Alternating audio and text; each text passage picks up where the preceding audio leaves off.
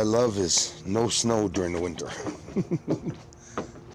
Every once in a while in Canada, every so many years, sometimes we don't get snow right away in the winter, but I think this year's a bit worse. This is the side of the house. There's no snow. The grass is just to say it's not green anymore, which I have no regrets because sometimes it's really hard for us to get around with all the snow that's down here.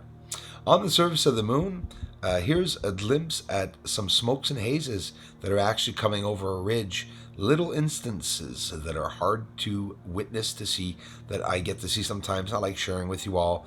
It's hard to see, but not impossible to see that there is something moving along that ridge and edge, and even a black spot right there appearing at the end of the arrow.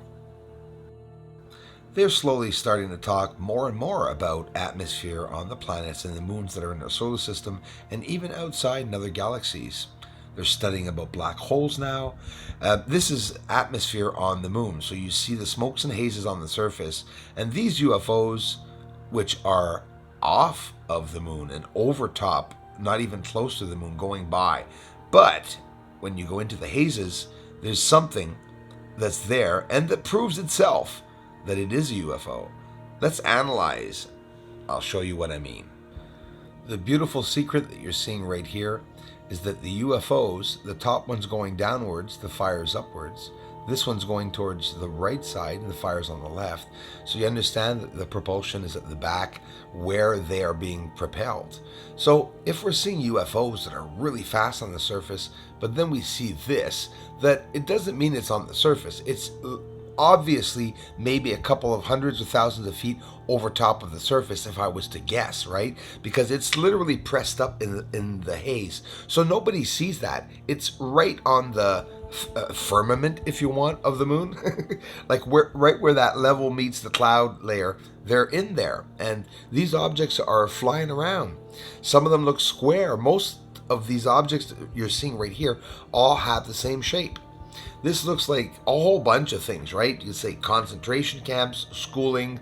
You could say that maybe it's not buildings, maybe it's some type of other thing. Like we're, as humans, obviously, I'm human, we're going to think of things that we built here on Earth. But sometimes I try to set my mind outside of that range, outside of the human realm. So, like, what could these things be? And I say to myself, like, look at the lines going to them. For me, we can walk through lines, but it could be something else. But it intrigues me to see this multi-layered construction, massive object that's right in front of our faces. And like archaeologists say, the ancient tribes mostly built inside of the mountains. This is on the moon again. More lines going into the surface, lots of them. So who says there wasn't a lot of water back in the days, and that's why we see the ancient tribes living in the sides of the mountains? You know, we don't go through all the scenarios and possible theories because there's lots of reasons why someone or in the ancient time could be living in caves. Look at the sun geomagnetic storms. Would people not hide in caves if they did not know what was going on with the sun and they saw people dying around them? We see the same things reoccurring, I think, every so many hundreds of thousands of years. This is a UFO leaving the surface of the moon. And again, what people think is the surface is the gray that you see. When you look, it looks like glass, and that's because there's another layer underneath, my friends. Here's something new. I was anxious to show you. Well, that's, by the way, a fireball, or, it's hard to detect, right? And it's hard to explain. A falling star goes by very fast. There's no doubt about that. It's one flash and always one frame, maybe two frames. Check this out. A nebulae, or a star further away where you can see oxygen around it. It was in Orion. I have no idea which star it is. Behind Aldebaran, really far out. Took a chance to try to zoom in. But get this, I got some activity. Not just activity. Two objects of the same size, whether it be two flashes or two objects, appeared far enough, obviously, from the star, but in the frame of image together, you'll see it. And at the same time, you're looking at it right now, is that red flash at the bottom. So here it is all together. Beautiful nebulae. Is there anything more beautiful than a nebulae? Look at that. Three objects, right? So suns, right? Like the sun in our solar system, I've showed it before, is always spitting out huge chunks. Don't wonder where asteroids and meteors come from, right? Well, the same thing goes for these nebulae. Once they get heavy each and every year, depending on a certain time or month, just like, I'm not going to say it, the stardust gets heavy or whatever, all the accumulation inside of the cloud can, like you see here, stars can come flying out. But look at that, a small one there, but look at these two. Sorry, those are two identical objects. Identical in size, that's for sure. And look underneath the beautiful red object appearing. That's pretty cool, seen with the 14-inch telescope. Wow, way close to the nebula on top of that. So if I move this over and we zoom in to that red spot in the background that lights up, I don't know if you guys and gals know it, but it's a lot bigger, obviously. But then again, you know, moon, something, planet, something at the back, right? We're gazing into space. That's the beauty of a telescope. But I really like capturing these shots. And you know what? No, they don't happen. Well, probably happen a lot, but it's not easy to capture this with a telescope because obviously it seems that we're never pointing to the right areas. I love looking at the nebulae. I could watch it for hours, honestly. I love this footage because here it is going by. You'll see the flash quickly too as it progresses across the sky and all the beautiful, there you go. Pretty trippy, eh? Three bright objects that appear at the same time, but what really caught the eye was that those two flashes at the end are identical. Now I showed this about 5-10 times, double flashes like that where they're the exact same size. Because I'm telling you, I've caught many explosions, and all the pieces that I see are different sizes, and you know they're not shaped the same, but that looks pretty much the same. Here zoomed out just a little bit to check out what's happening at the same time. So simultaneously, you see the three objects lighting up. So it could be the nebulae spitting things out, but honestly, I didn't see it come out of the nebulae at all. Not at all, actually. Could it be some other type of system? Of course. Religious or not, is it safe to say that we're living in the times of revelations? Whether it be the revelations in the Bible, they're revealing. That's what's happening. Whether they're disclosing, right? A more modern word that some people use, whatever suits you, right? UFOs on the moon, the black dot beside the UFO objects that I'm saying that are propelling themselves. Squares, black squares or black shapes on the moon that hide in the dark, yes. And when they're lit up, they hide in the lights. So they're using the surface as a camouflage. You know, either they designed a craft around how the surface is to be able to hide like we do here. Why do we have green military camo? Because we live on a vegetating, you know, there's vegetation on Earth. If soldiers were walking around in pink suits, I think they'd get killed, right? I mean, they would be seen, fluorescent suit, green suits, you know. No, they wear green camo to blend in with the surface, right? So the military on the moon would blend in with the surface. They would be, scary to say, gray. You know how all the fighting in the States and they're talking about the elections and stuff. Do you know how, even though everybody knows who is the real president, it is not so when you look at the media? Well, it's the same thing when you look at my videos. When you come here and you look at my videos, it's just a video that remains there, and it will gather a lot of people over the year, but it will still be more of, I don't know, can I say as far as entertainment? Because I don't think many people are interested, or I thought they were, but somehow YouTube is able to keep people away, and the people themselves just don't believe this work.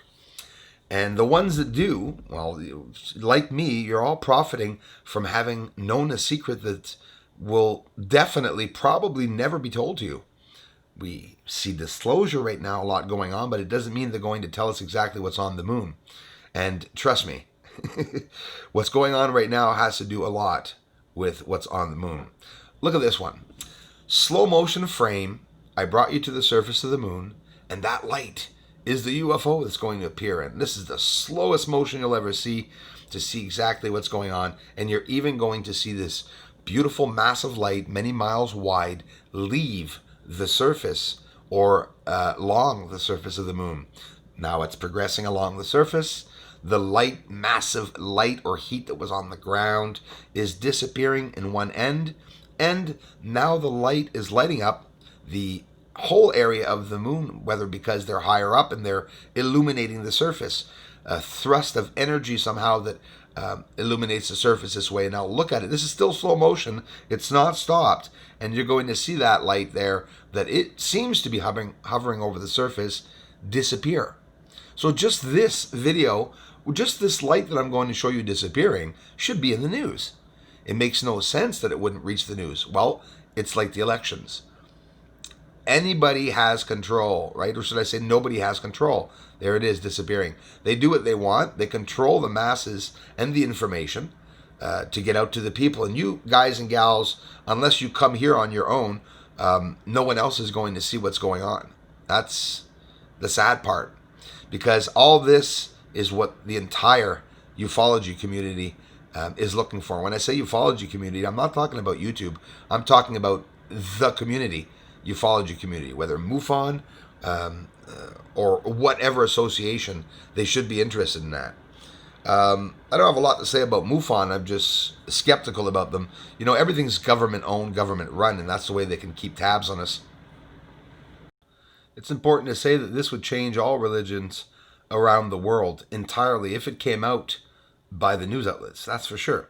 We have people, researchers, may be interested in this, a lot of conspiracies, because this is what everything and anything that's out of the norm or out of our system of the government's eye is considered unknown, alien, or whatever. Maybe it's not so alien, right? I'm not saying that aliens don't exist. I know they do. I'm pretty sure they do. But it could be that on the moon, there was a connection with the aliens and the humans. Well, that would make the whole situation on the moon far more extreme, far more huge. You know, look at them disappear on the surface. What are they? And for NASA to have not mentioned these or showed this beautiful light appearing and moving across the surface, we've heard astronauts admit that there were lights there too, whether they went or not, whether they were hovering over the moon or they landed or not. A lot of people, controversy around that. I know what happened, right? I get it. I know exactly what happened. I'm not here to change world views, but I sure as hell am here to explain to people that these UFOs on the moon were recently captured. We're talking about months. We're not talking about the third 20, not even 5 years. This is under 4 years of research that I've been able to capture these objects. And like I said, they're recent, they're continuous, they're appearing in footage, and I'm sure I'm going to capture a lot more. You know, that's just the way it is. Crawlface, you inspired me, man. I used to write a lot of poetry. I say used to, I still do, but it's a lot more rarely than I used to do. But I started rewriting some poetry. And me, when I have a hard time in my life or when things get bad in the world, it's where I get the most inspired to write some poetry and stuff like that. Maybe I'll share some. Here's one that I'm working on. It's a long enough poem, so I'm only going to share the beginning with you. First time that I share. Don't worry, it's only about 30 seconds. Relax. The end is near, they declared. The first thought that came to mind was not fear, but that they themselves would be scared. So that my life would have meaning, so that I would be spared. All the lies we've been hearing, all the pain that we've shared, this is not the end, but a new beginning. It cannot be compared.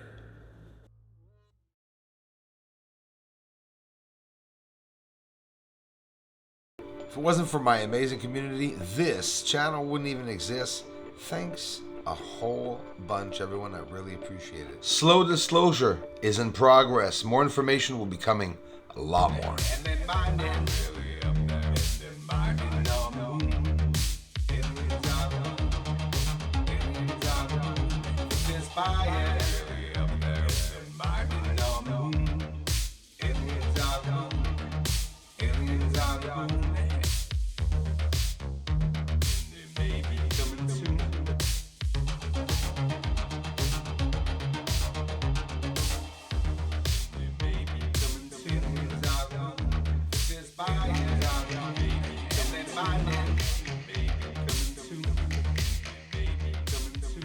This is Houston. Say again, please.